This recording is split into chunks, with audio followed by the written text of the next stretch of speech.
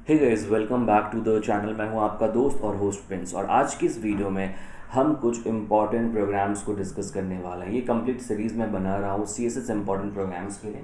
इसमें बहुत सारे वीडियोस नहीं आने वाले हैं, बट अभी CSS क्लाइंट साइड स्क्रिप्टिंग का जो एग्ज़ाम है उससे रिलेटेड मैं कुछ वीडियोज़ यहाँ पे डालने वाला हूँ इम्पॉर्टेंट प्रोग्राम्स के। राइट, जो इम्पॉर्टेंट प्रोग्राम्स होंगे मैं इस सीरीज़ में अपलोड करूँगा। मोस्ट इम्पॉर्टेंटली जो एग्ज़ाम में आने के चांसेस हैं वो सारे प्रोग्राम्स मैं यहाँ पे आपको प्रॉपर तरीके से समझाने वाला हूँ, एग्जीक्यूट करा के दिखाने वाला हूँ। ये है हमारा पार्ट 1, और आज हम एक बहुत इंपॉर्टेंट प्रोग्राम को देखने वाले हैं जिसका नाम है बैनर। 6th यूनिट में बैनर का एक प्रोग्राम है। बैनर हो गया, स्लाइड शो हो गया, रोटेटिंग बैनर्स हो गया, या फिर बैनर विथ URL हो गया। ये सारे प्रोग्राम सेम है। राइट, इसका जो कोर लॉजिक है या कोर कॉन्सेप्ट है वो बिल्कुल ही सेम है, कुछ फ़र्क नहीं है। थोड़ी बहुत अंतर है, जैसे अगर URL की बात करें तो URL में आपको केवल URL लगाना है, या स्लाइड शो में आपको 2 बटन्स ऐड करने हैं। जो कोर कॉन्सेप्ट है कि हम फोटोज़ को किस तरीके से चेंज कर रहे हैं वो सेम रहने वाला। आज की इस वीडियो में हम देखने वाले हैं बैनर के प्रोग्राम को। ये वीडियो स्टार्ट करने से पहले मैं आपको छोटी सी अपडेट देना चाहता हूँ कि अगर आपको क्लाइंट साइड स्क्रिप्टिंग जावास्क्रिप्ट में प्रॉब्लम हो रही है प्रोग्रामिंग में, तो मैंने 4 दिन का लाइव सेमिनार ऑर्गेनाइज़ किया है, जो है 7 तारीख से, यानी कि कल से 7 दिसंबर, 7, 8, 9, 10 ये 4 दिन का सेमिनार होगा। यहाँ पे मैं फुल सिलेबस रिवाइज कराने वाला हूँ, और इसकी फ़ीस है ओनली 100 रुपीज़। डिस्क्रिप्शन में मेरा नंबर है, आप उस पर simply interested in CSS seminar message करें, मैं आपको आगे की प्रोसीजर समझा दूंगा। ओके, अब हम लोग चलते हैं बैनर के प्रोग्राम पे। राइट, तो बैनर के प्रोग्राम के लिए मैं विजुअल स्टूडियो कोड को इस्तेमाल कर रहा हूँ। सबसे पहले प्रोग्राम लिखने से पहले मैं बेसिक स्ट्रक्चर बना लेता हूँ अपने प्रोग्राम का, जो है HTML प्लस जावास्क्रिप्ट। जैसा मैंने हमेशा अपने बैच में भी बच्चों को बताया है कि जब भी आपको ये प्रोग्राम है, किसी भी टाइप का प्रोग्राम है, आपको HTML के अंदर ही लिखना है। तो HTML हेड के अंदर मैं टाइटल दूंगा। ठीक है, टाइटल में मैंने दिया बैनर प्रोग्राम। ठीक है, ये मेरा सिंपल बैनर प्रोग्राम है, इसमें मैं URL ऐड नहीं करने वाला हूँ। URL में दूसरे वाले प्रोग्राम में ऐड करूँगा। ठीक है, सिंपल बैनर प्रोग्राम। हेड के बाद मैं यहाँ पे बॉडी को भी स्टार्ट करूँगा।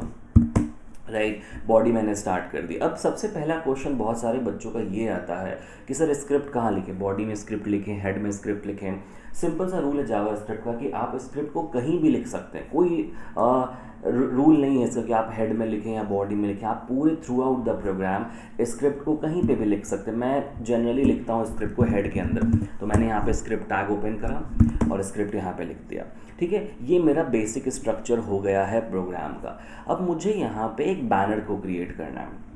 सबसे पहले बैनर को क्रिएट करने के लिए आपको क्या करना पड़ेगा, आप चाहते हैं कि हम एक इमेज को लें। जैसे मैं आपको एग्जांपल दिखाता हूँ कि बैनर किस तरीके से काम करता है।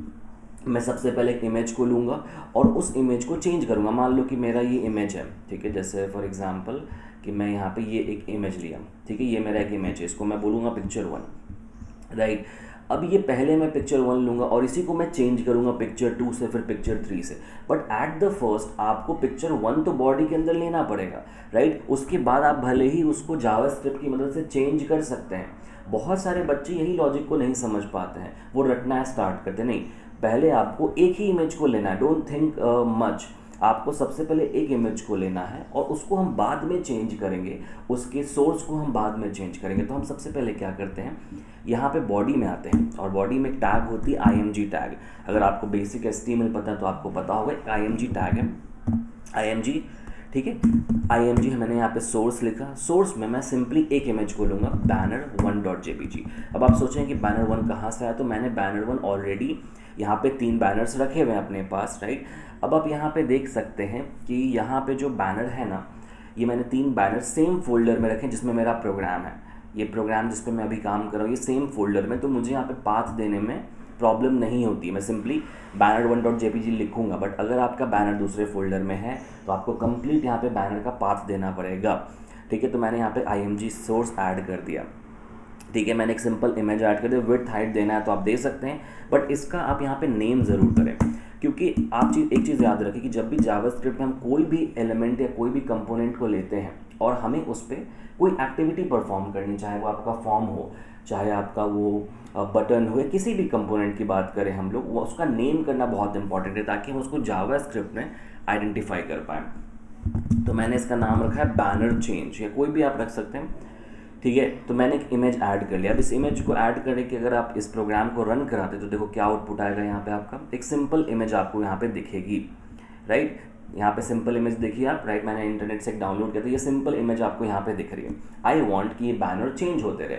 अब मैं क्या करूँगा, अब मैं एक्चुअल जावास्क्रिप्ट के कोड को यहाँ पे लिखने वाला हूँ अपने प्रोग्राम के अंदर।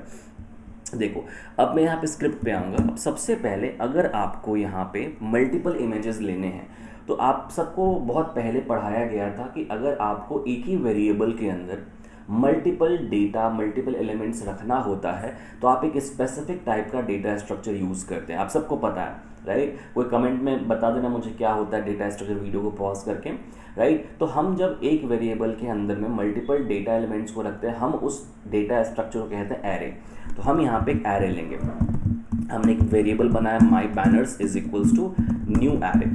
एरे क्यों लिया, क्योंकि हमें इसमें मल्टीपल इमेजेस को रखना है अपने, राइट। तो मल्टीपल इमेज को सिंगल कोट ऑन करेंगे और यहाँ पे हम लोग अपने मल्टीपल इमेजेस को रखेंगे। banner1.jpg कॉमा, इस तरीके से आपको सिंटेक्स ध्यान रखना, सेमी कोलन के अंदर होना चाहिए इमेज का पूरा पाथ विथ एक्सटेंशन, और कॉमा फिर दूसरा इमेज banner2.jpg कॉमा। आपके पास जितने भी बैनर्स हैं आप सबको यहीं पे ऐड करेंगे, चाहे आपके पास 10 हो 20 हो, डजंट मैटर, ठीक है, राइट। अब हम अगर URL भी बनाएंगे तो हम इसी तरह का एरे बनाएंगे, URL का एरे बनाएंगे, ठीक है, राइट। तो मैंने यहाँ पे सिंपली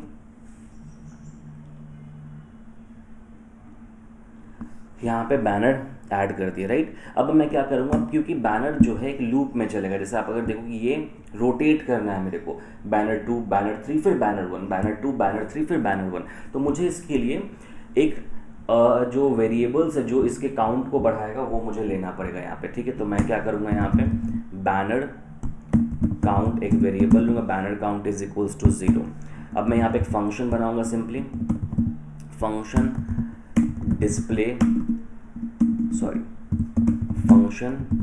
डिस्प्ले बैनर्स, एक मैंने यहाँ पे मेथड बनाया, ठीक है। अब इस मेथड के अंदर मैं सिंपली यहाँ पे अपने कंडीशंस को डालूंगा। सबसे पहले मैं इफ़ डॉक्यूमेंट डॉट इमेजेस, मतलब मैं डॉक्यूमेंट डॉम का यूज़ करूँगा, DOM का यूज़ करूँगा, और डॉक्यूमेंट डॉट इमेजेस। अगर मेरे पास इमेज है यहाँ पे तो उसके बाद आप क्या करो, बैनर काउंट को सबसे पहले आप इंक्रीज़ करो, बिकॉज बैनर काउंट हमारा बढ़ना चाहिए।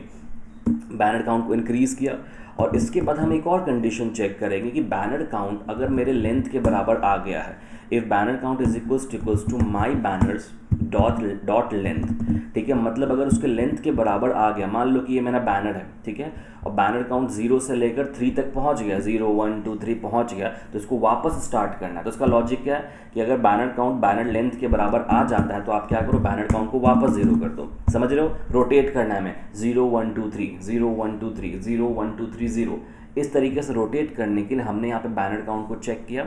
अगर बैनर काउंट लेंथ के लास्ट पे पहुंच गया तो वापस इसको 0 कर दो, बस हो गया, आपका काम यहाँ पे ख़त्म है। अब हम इसके बाद लास्ट अपना काम करेंगे कि हम अपने बैनर को चेंज करेंगे। तो डॉक्यूमेंट डॉट बैनर, जो हमारा बैनर चेंज था, ठीक है, जो हमने इमेज का नाम रखा था बैनर चेंज, हम उसको कॉल करेंगे। यहाँ जो मैंने बॉडी के अंदर इमेज लिया है तो इसके सोर्स को चेंज करेंगे, document dot banner change dot SRC is equals to my banners का एरे आप यहाँ पे पास कर दें, simply my banners dot banner count, ठीक है, सिंपल हो गया। अब इस जो इमेज मैंने बॉडी के अंदर लिया था उसका सोर्स ऑटोमेटिक इस एरे से चेंज हो जाएगा। अब आपको कितने टाइम पे चेंज करना है, मतलब कितना आप इसको डिले कराना चाहते हैं, तो आप उसके लिए एक मेथड यूज़ करें, set time out. Set time out के अंदर आप यहाँ पे अपने फंक्शन को कॉल कर लें, डिस्प्ले बैनर्स, ठीक है, और टाइम पास कर दे 2000 मिली सेकेंड्स। अब आप ये कितना भी टाइम पास कर सकते हैं, ये आपके ऊपर डिपेंड करता है। ये मेरा बैनर का प्रोग्राम हो गया, बहुत सिंपल प्रोग्राम है, कुछ भी नहीं है, सिंपल। मैंने यहाँ पे बैनर काउंट को प्लस किया ताकि वो इंक्रीमेंट हो उसका, और उसके बाद अगर बैनर काउंट लेंथ के बराबर है तो 0 कर दिया। उसके बाद मैंने अपने इमेज के सोर्स को चेंज कर दिया और कुछ भी नहीं किया, बहुत सिंपल कोड मैंने रखा है यहाँ पे, ठीक है। अब मैं लास्ट में क्या करूँगा, जो मेथड मैंने बनाया है ना डिस्प्ले बैनर, इसको अपने बॉडी पे कॉल कर लूँगा। तो मेरा जो बॉडी है उस पर मैं ऑनलोड फंक्शन लगाऊंगा, ऑनलोड डिस्प्ले बैनर्स, हो गया। बस मुझे इतना ही करना था अपने पूरे प्रोग्राम में, राइट। एक बार इसको हम लोग वापस रन करा के यहाँ पे देखते हैं कि हमारा एग्जीक्यूट हो भी रहा है या नहीं। देखो प्रॉपर हमारा प्रोग्राम बैनर का रन कर रहा है। एक इमेज मेरा छोटा है तो वो मेरी प्रॉब्लम है कि मैंने गलत इमेज लिया, बट ठीक है, आपको समझ में आ गया होगा प्रोग्राम कि यहाँ पे सारे प्रोग्राम्स सही तरीके से काम कर रहे हैं।